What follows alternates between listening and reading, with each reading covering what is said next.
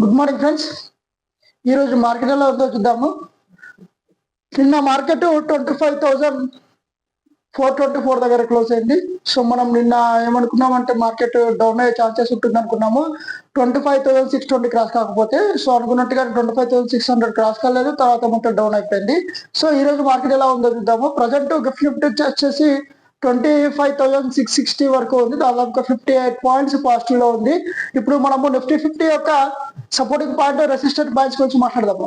So first supporting resistant 1 వచ్చేసి 25,450, దాని తర్వాత 24,800, దాని తర్వాత 25,550.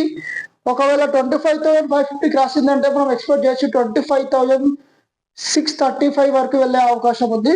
సో స్ట్రాంగ్ సపోర్టింగ్ పాయింట్ వచ్చేసి 25,398. సో ఇప్పుడు మనము సపోర్టింగ్ పాయింట్స్ గురించి మాట్లాడుకుందాము.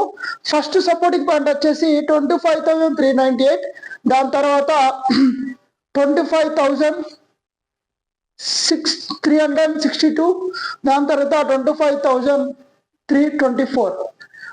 సో మార్కెట్ 25,324 కంటే కిందికి వెళ్ళిందంటే మనం బిగ్ ఫాల్ గా చూసే అవకాశం ఉంది. దాంతో మనం ఎక్స్పెక్ట్ చేయొచ్చు 25,100 వరకు. సో స్ట్రాంగ్ సపోర్టింగ్ పాయింట్ వచ్చేసి 25,398.